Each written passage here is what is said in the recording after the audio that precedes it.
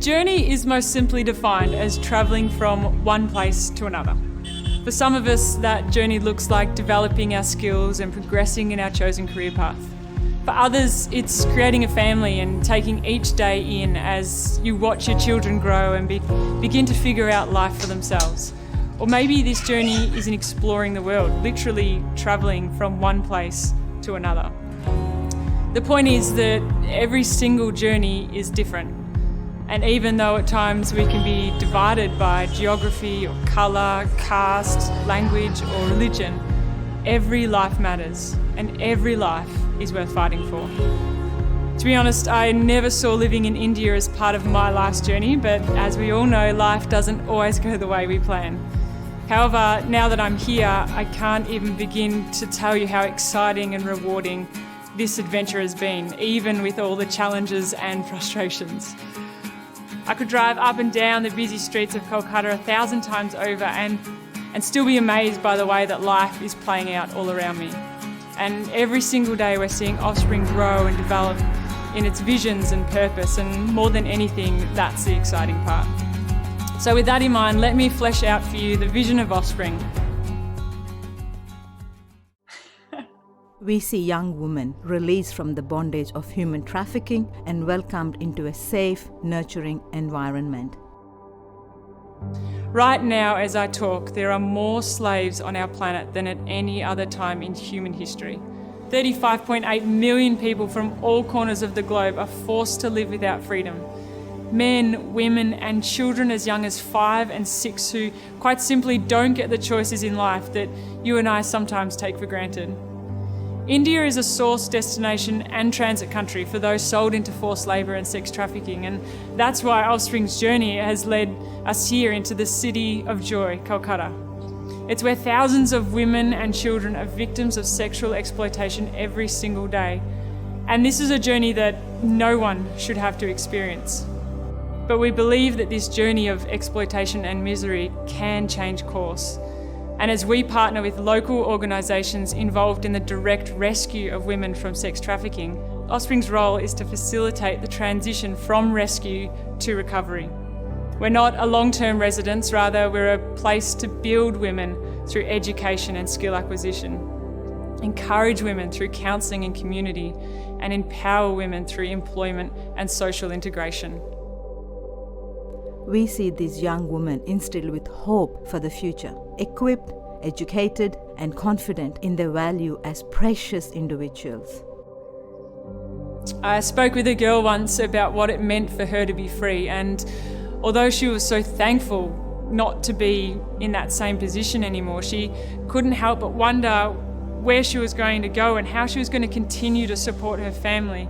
See, the trafficker had been giving her a small percentage of her earnings, and what she could save, she would send back home. But the problem for her now, being free, was that she had no way of continuing to support her family. And unfortunately, life after being rescued isn't as glamorous as what we may think. It's not as simple as just finding a job or even going home to a community that will actually understand everything that has happened to her. And this girl inspired part of our model. See, we need to be involved in the training, equipping and educating these young women so that they will never feel the need to return to what they were rescued from, no matter what the circumstance. So every girl that comes to us joins our staff and becomes an employee.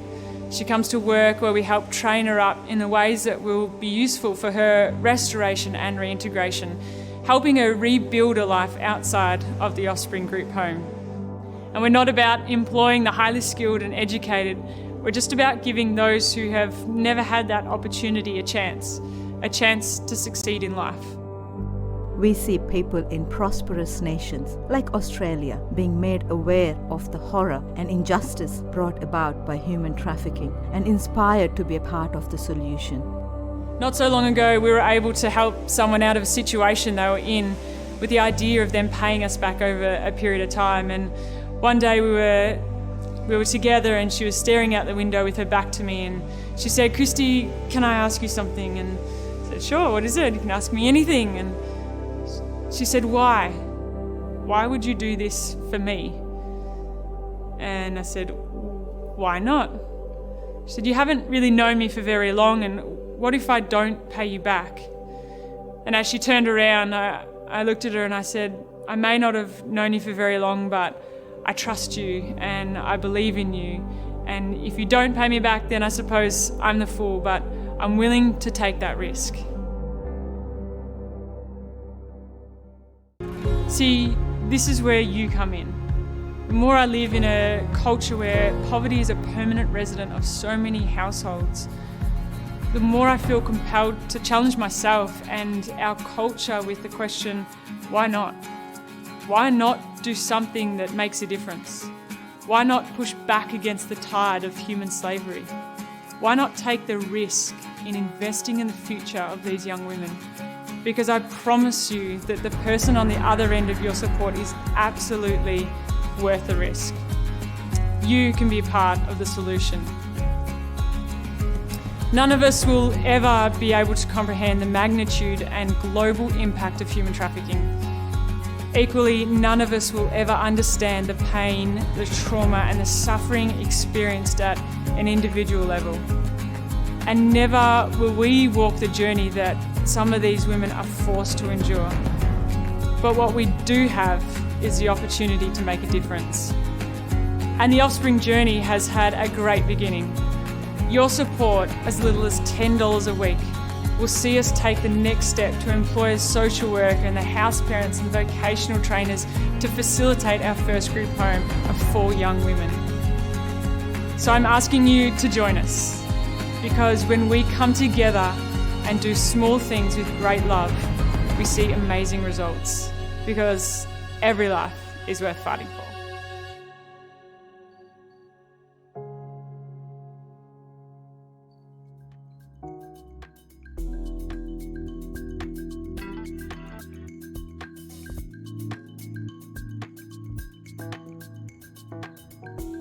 Kristi, we have you.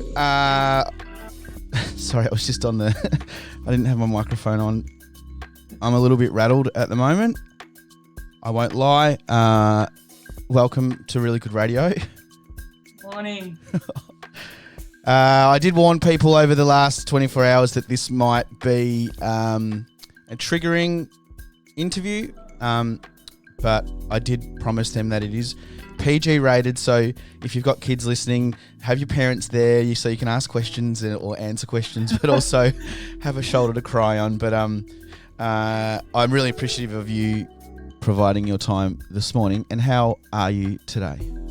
I'm good. Good. It's nice to get up. I must admit, I haven't done my hair and makeup at 6:30, 7 o'clock in the morning for a long time.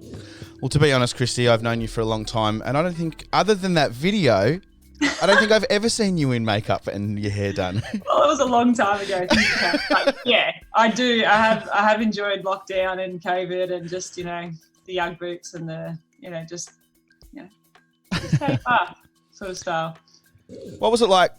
What's it like watching that clip back? I'm assuming you don't sit there all day and just watch your clips all day, and it might be some time and it might feel like a long time ago. What do you feel when you see that clip?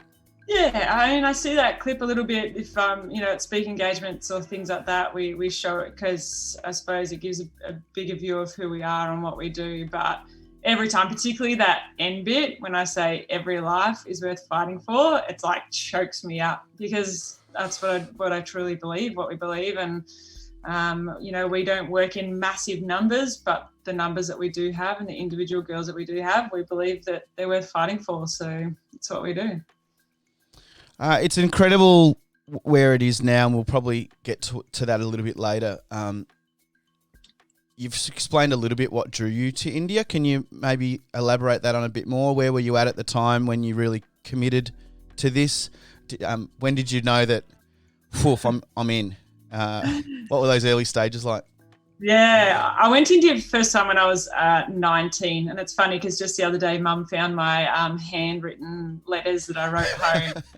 And they were pretty funny, just describing that first vision or first sort of experience of India and the smells and the sights and how many people there are. And I got really sick on that trip, and but there was a part of me that's like And I've probably always had this bit of love-hate relationship with India. It's like so intense, and there's so many parts that are really hard about it, but there's also just something about it that just, draws me there. And so that was when I was 19, and then I went back again a couple of times, but particularly this one trip where I heard about and learnt about sex trafficking for the first time.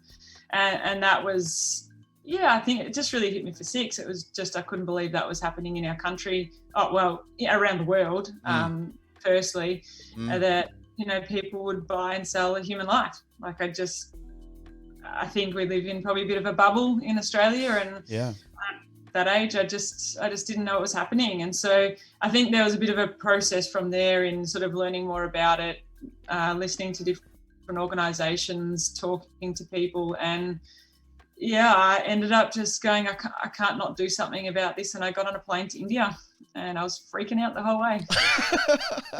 What were you doing at the time before? Were you just travelling, and were you outside of uni? And No, but outside of uni, I was a teacher. So right. I travelled in the school holidays. I led a group over there. I wanted people to sort of, I suppose, have a bit of an experience, the same experience as what I had when I was 19.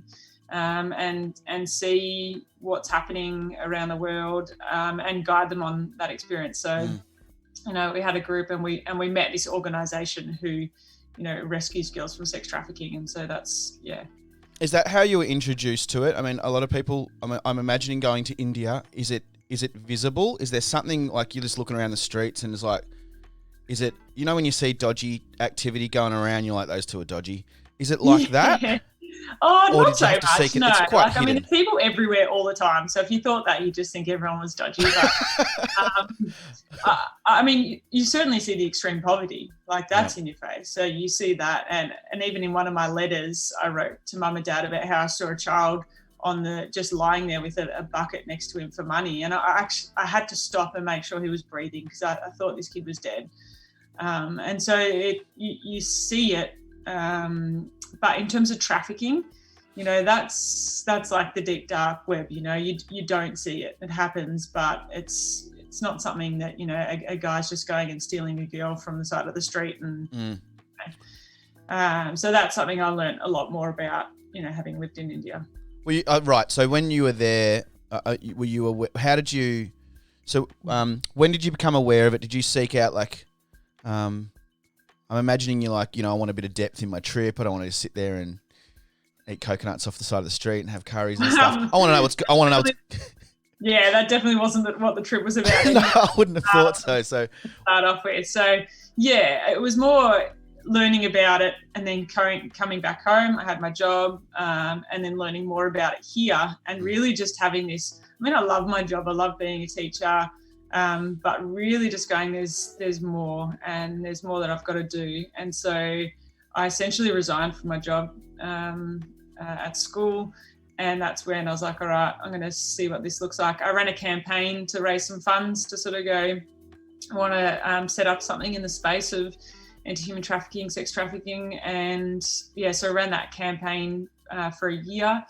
Over the year, we raised $150,000, which was crazy. I was aiming to raise 100,000. And in that year I did a lot of research. So that's where I got on a plane to India. I literally didn't know anyone on the other end. And hence the reason I was freaking out, single female going over there. And I just learned a lot in that year. I met different organisations. I did an internship with the A21 campaign, and I was just trying to figure out what the need was and where we could set up, what we would set up in what space that was actually going to be effective. And there's probably there's probably a lot of organisations that are over there and would have felt the same thing you did. What was the main need that you realised that you could probably help in? Yeah, so that came out of meeting a girl. It was actually in Greece where I did my internship, and she was from China. So she'd been trafficked from China into Greece.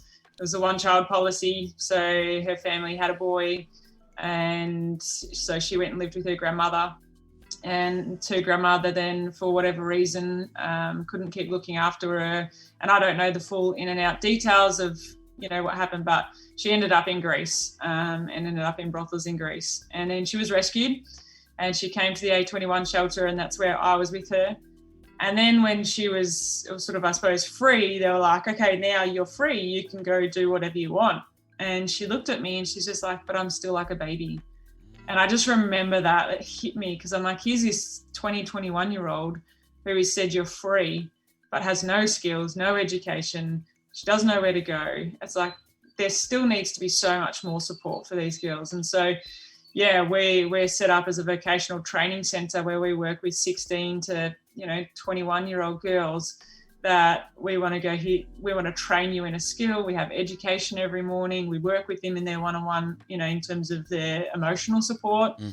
So it was more, I didn't want to just set up something that there were already a lot of organisations doing it. I wanted to really go, what's the need? Where's it missing? And that was probably the defining point in how we set up our model. You got $150,000. It's incredible. It goes to show that there's people that believe probably in you personally. I've done some fundraising before, and it usually comes mainly from friends and family. A lot of people that don't know you probably will go, I don't even know you. What do I do that for? Or they believe in the idea. So you must have such a great network, and it's a credit to your integrity and your family and friends.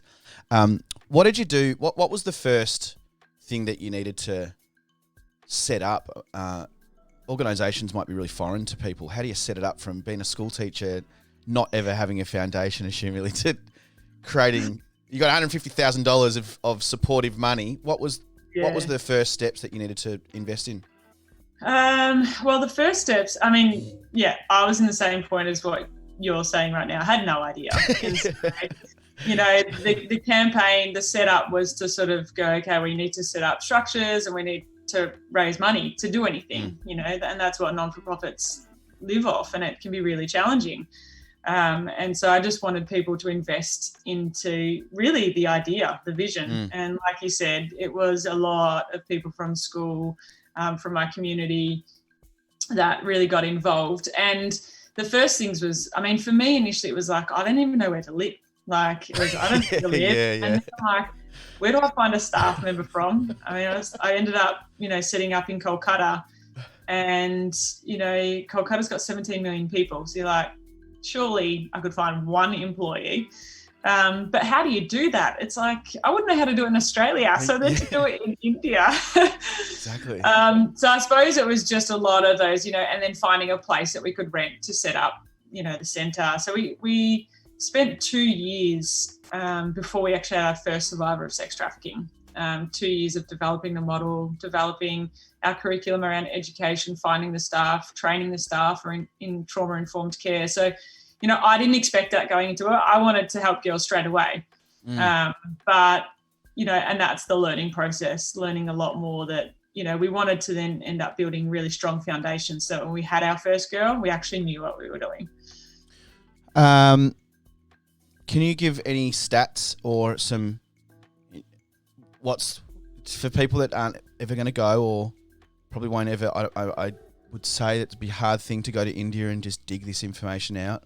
Yeah. What are some hard stats or some numbers around what's actually happening in India? Look, there's a lot of varying stats, obviously, and the stats that come out probably don't actually even accurately sort of say what's going on, because a lot of it is, it's happening and it's changing the way that human trafficking, but they say globally human trafficking is the fastest crime in the world. There's, I know these, it's funny, the stats, it's like I know them and you have so many stats all the time. Give us an age. Give us an age range. Like what kind of ages do we see? Does the industry?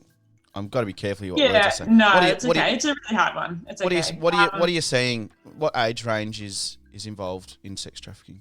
Honestly, it's the younger age range. But there was an article in the paper or in the news of an Australian pedophile ring that was busted, and they had girls as young as it was 2 years old. And so, we've definitely heard stories of babies being involved. But you sort of, I suppose, age range and majority is around the 13, 14, 15-year-old. young girls who, are being coerced into it, being sold into it, tricked into it. And then obviously as they get older, there's the less demand. And so Sure. I suppose that highest demand we talk about is, probably the 13 to 16-year-old. How do you get involved? How do you intercept their life? So we work with partner organisations who do the direct rescue. So, some people think like I'm going in with a black hoodie and I'm, going into disguise. That's what I'm thinking. Rescuing girls, No, I stay clear of that. We've got awesome partner organisations who have been involved in doing that and know how to do it really well. They work with the police in doing the rescues. And so once, say an individual, once a girl has been rescued, she then goes with other partner organisations that we work with who have the housing and have registered licences for girls of sex trafficking.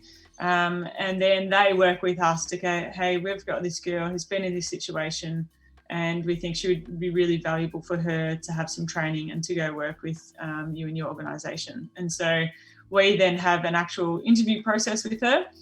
We want her to feel like she's coming to work. And so the first thing you do when you come to work is you have an interview. So we have an interview with her. We know she's got the job. She doesn't necessarily know she's got the job.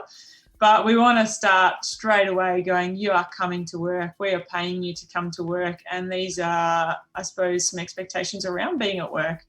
And so it's not like, oh, hey, like you, we obviously care from a lot, but we also want them to feel like they're being empowered and they're taking responsibility and ownership for a workplace. So in saying that, they then come to it. We've had girls who have never used a pair of scissors before, some girls who were trafficked from Bangladesh and worked in factories in Bangladesh. So their skills on the sewing machine was like, pumping them out. Wow. And as I said, we do education every morning. That's the teacher in me staying there, knowing that it's really valuable and important. And we work with them in terms of their emotional health as well. You got a couple of arms there that you talked about, educational, emotional health. Did you have to go do some trauma training? Is this kind of live on there's no training, you just created a module that suits the industry that you really know really well? Don't know the industry well. And I said, even for me starting a training centre, I'm a PE teacher. From a PE teacher to making clutches and handbags and things. So that's why there's a lot of learning involved. I was lucky enough when I first moved to India. I moved in with an organisation and it was a lady who lives in Queensland. So it was the Aussie connection that connected us. And she had an intern, a volunteer who was a psychologist and has done her PhD in trauma. And so she's worked a lot with refugees, and we ended up living together and we spent 6 months together. As I was developing Offspring, I had a psychologist who helped us develop the model to work with trauma survivors. So I learned a lot from her, and we helped she helped us set up that model. As little things as going for someone who's come from this sort of situation, giving choice back, because choice has been stripped from them. They've been told what to do, when to do it, how to do it. You don't have a choice. And so with our products, we make product, we sell in Australia, that's part of their training. We use recycled saris, and basically there's a whole lot of saris and they get to choose whichever colour pattern they want.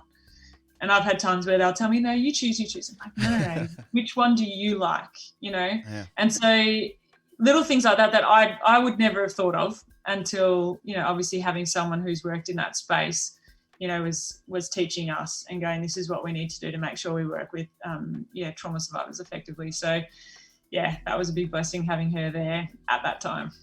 I know that there's quite a few people listening right now. If you have got a question for Kristi, please drop it in the comments. It'll pop up straight away on my feed and I can ask her. I just want to remind you that you are directly connected to Kristi and the show right now.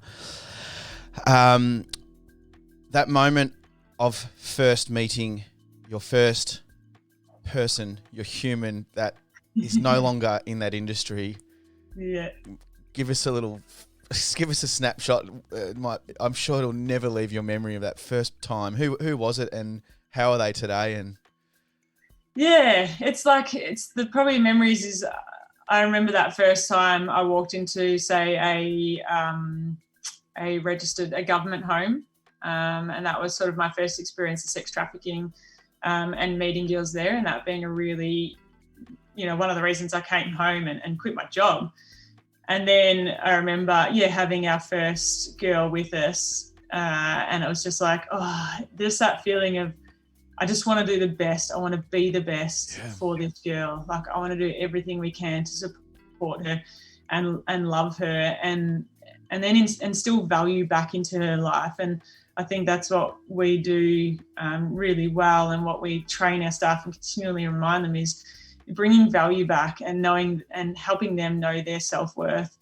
And so, I do. I remember it. I remember having them and just being like so excited and so nervous at the same time. I felt this heavy responsibility of, what we're doing, is impacting them. I want it to impact. And so we've had girls through that, honestly, I don't know where she's at the moment. We, we're sort of a transitional. We want to help transition them into the next steps. That doesn't mean that we don't have contact with some. Others in India, they change their mobile phones so often that then it becomes hard. Right. So it can be hard to really keep that ongoing. But, I think in our heads, we want to make sure that we're doing things while they're with us, that when they're not with us, that they've got skills or they've got contacts outside of us, that they're not dependent on us anymore. Questions come through. How dangerous to you is your work? Great question, because we're probably sitting here in our very privileged country when we're hearing stories of this. Yeah. I'm pretty sure my mum and dad are listening, so I'll say, not dangerous at all. Mum and dad, go away. Go have a coffee down the road. No, that's okay. No, honestly, I was freaking as I was going over to India, because I was, I'd heard stories of, women in hotels, people knocking on their doors and, forcing their way into hotel rooms and, and things happening. And so I was really scared being there and having the people around me. I would say there's times I've been in Melbourne, been in Geelong, where I've been more scared and fearful than I have in India. And I don't know why in India, there's people around you all the time. So you could be, and I was always really responsible in when I was out, what time I was out, how I was getting home, things like that. So never put myself in situations where, I knew I was going to feel uncomfortable. I didn't want to do that. And so, but you could be, out at 9 o'clock, 10 o'clock somewhere, and there's just people everywhere. So I'm like, as long as I stay with this big mob, I'm all right. Yeah. I hate saying it, but probably being a white female, I get stared at more. Yeah. But I'm probably not at the same risk of being attacked, because there would be a lot more consequences for that person. A lot of, in terms of the police actually following up and doing something about it. Like I said, I hate saying that, but it's the reality of what's happening. So the women who, are in vulnerable situations are the ones who are more at risk. They've got people coming into their communities saying, we've got good jobs for you in the city of Kolkata. You can send money home to your family. It seems like a great opportunity. And so they take it, and they ended up being in brothel, which is not what they thought they were going into. Is that the lair? Is that the setup? Is that the standard setup? It's one of them. It's probably the biggest one. I think a lot of people sort of go, I can't believe parents sell their kids. Yeah. And that does happen. Like, we've got girls with us whose parents, they're testifying against their parents, and their parents are in jail because of what they've done. But it is also, the traffickers are very tricky. They're not just going to go in and be like, we've got a job for your daughter in a brothel. Like, most parents are going to sort of go, well, hang on, that's not what I want for my daughter's life. So they're very clever. So they're going to go in giving the world, we've got a job, you're going to get money home to your family. Like, and that's where it's like, hey, we're struggling. We're living in poverty every single day. Here's an opportunity for our daughter to work in this good job, work as a household, domestic, not, sort of servant style thing, and work for a family who's got money and they can send money back. It's an opportunity that shouldn't be missed. Yep. So, I got another question coming through. Thanks, Carissa. Do you at the time feel vicarious trauma? Is it traumatic for you to hear stories and see these kids coming in?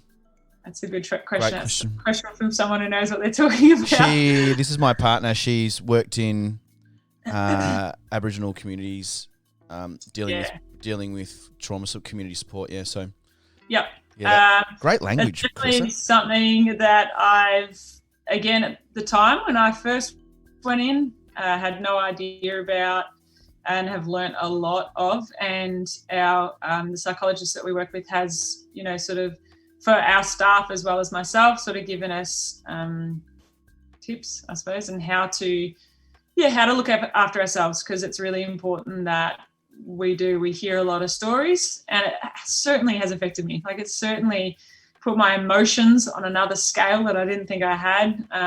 It's, probably come into certain relationships. It's coming back to Australia and trying to, come back into this culture and this style of living.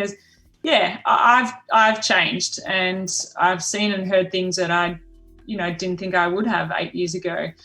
And so, we really try and be mindful of hearing stories, and also having an outlet, having people that we can then talk to about that.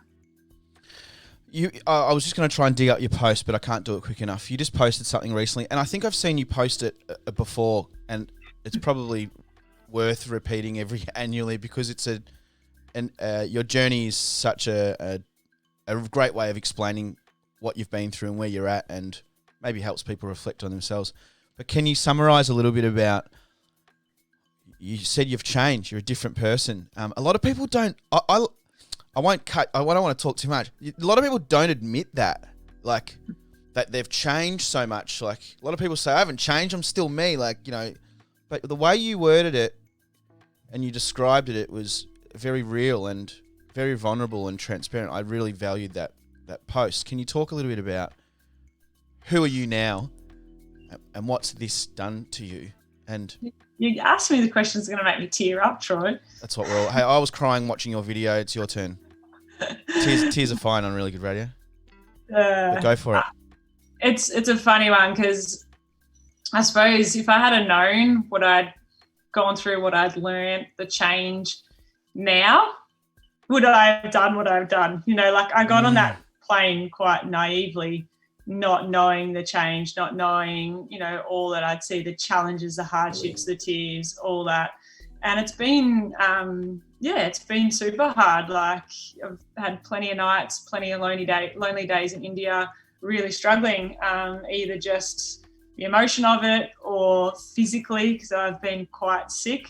And so, when I look back and I look at the change, I've definitely changed. I think I said in that post, even things on my, like, I appreciate green grass more. I appreciate a shower. Like, I lived off a bucket shower for the first 3 or 4 years I was in India. And so that every time I came home to Australia and I had that, water running over my head just continuously. And they're little things that we take for granted. And so I think in the day-to-day, and I've been in Australia longer now than I have in the last 8-9 years because of COVID. And I still appreciate the little stuff. My worldview, or my view on money, has changed. How I spend my money, where I spend my money. I don't know, so much, Troy. And it's hard. It's, and I just got married in March. And my husband's in a pool, in my wetsuit on a surfboard. I love it. And it can come into the relationship there, where I know, Pete fully doesn't understand the change in me, or the worldview, or how I see things differently to maybe a lot of people. So yeah, I don't know if I can fully explain it in detail, but I've changed. How has it been for Pete, your partner, and also, I guess, a little bit on the people that are close to you? You've had to probably rely on them a lot for support. You talk about your parents worrying. Like, did you notice how intense your work was, but then also how isolated it was they don't. Sometimes it's super hard at the end of a huge day to get on the phone and talk about your day. And I'm assuming that's what you would have done most days. Yeah, I think it's definitely been hard on them, and maybe even harder, not knowing always how I was feeling, or, just I suppose we just assume, or we think, how's things going, or you assume the worst in terms of, and then, every so often I'd be on the phone in tears, and that's hard because you're not physically in the same space and you're so far away from each other that it's hard to know what to do. Probably maybe even been harder on my family and friends in some ways than me, or different hard. And certainly in the first 2 years of my relationship with Pete, like I spent the first year, 75% of it I was in India. Right. And so there was a lot of long distance calls and chats, and your communication changes, and I don't think that's bad. It's just different. So yeah, I don't know if I answered. I can't even remember what Pete sounds like a great man. We should always support our women and our partners, but it's easier said when they're here, let alone that would be really hard. And I'm sure communication, just not hearing from your partner when you want them, and having to wait for the time difference, and you didn't get that call in the morning when it was night time. It's hard. But it's real beautiful that you got to get home in time and have a really interesting wedding. You talk about people wanting to support. You relied heavily on friends and family. You're clearly here, and it's still going. Yeah. Where is it at now, and what can people do that listen to this show right now? We've got a fair few listeners out there that and someone just asked, how can we help and support? Yeah. So when I first set it up, like I always wanted it to be locally run. I knew there was obviously going to have to be a lot of involvement for myself initially, and hence why I lived there for 7 years. Last year was my first year of sort of coming back more, and I was in Australia more than I was in India. And because I want our local staff, they know the language, they know the culture better than I ever will. And I want even our girls to be empowered by having, females at the top running it and knowing this is what I could do, rather than, I suppose seeing a white person who's come over and, so I just always wanted my staff to be empowered to do that. And this has been the greatest test of all time in terms of like me not actually being able to be there. Is that the first time you've not been there since starting, or for this amount of time? Right. Yeah, for sure. But I'm so proud of my staff, like, and particularly our manager she's just a gun. Like, I've told her that if she ever leaves, she's got to give me like a 25-year notice. She's an absolute legend, and it wouldn't be where we are without her, but also, without our staff, and developing a culture in our place that values our girls, and is, I suppose, it's a bit of a hybrid. It's a mix of Australian culture and Indian culture, and it's trying to get the best of both worlds. But for people in supporting us, as I said, we're a not-for-profit, so we operate off the funds and the generosity. I like to say investment. I know that people, it's hard to earn money and it's a tough time at the moment, but when you're donating, you're investing into the lives of our girls, you're investing into what's going on, that's what we survive off. So, and at the same time, I'm really big in educating people about what's going on, and like as the t-shirt says, like, people don't equal products, and modern slavery doesn't just look like sex trafficking. It's forced labor, it's where our clothes are being made, it's the chocolate that we eat. And so people becoming more and more aware of what's going on and where they're investing their money, again, same dollar, is really important, because it goes to someone overseas who either is getting paid or is not getting paid a fair wage, or is being exploited or not being exploited. And I suppose that's, as I said, a big change for me is where I put my money is important, because I know the people on the other end, the receivers of those workplaces. And so that's a big change that I can make just in my dollar. Super encouraging. I'm sure a lot of people need to hear that last part for sure, where we spend our dollar, and it's a very manipulative word out there. We're told that things are 100% chicken and they're not. I'm not just talking about McDonald's, but that's probably a bit of a. I am very hungry right now. That's why I went to food. No, but it's true, isn't it? Like it's not what you think. What you're doing is actually not helping. It's feeding the greedy, and that's great. So I've just put on the website. It's offspringproject.org. Straight up, offspringproject.org, and I've got the website up at the moment, and there's a lot of great videos there, times where Kristi was on Channel 9, and links to support. I've got a couple more questions, if you don't mind. With all the new and different ways the traffickers can and will come up with, do you see a good future for the work you do? I wish I could say yes. COVID's probably been really challenging. I think organisations stepped forward in the area of, trafficking and modern slavery, and I think COVID has pushed it back with reports and articles that are coming out, just because, again, vulnerability is the biggest factor, and, a lot of people losing their jobs, it's pushed a lot of people back into that vulnerable position. It's made traffickers probably do things a little bit differently, and they're always changing. We know that the area of online trafficking, and particularly in the Philippines, but I think it will probably increase globally, where girls are exploited online, and it means that people don't have to leave their room to exploit girls to pay for that sort of thing. So, yeah, we know in India it changed a lot from brothels and girls being in brothels and being able to rescue girls in brothels to actually just private households.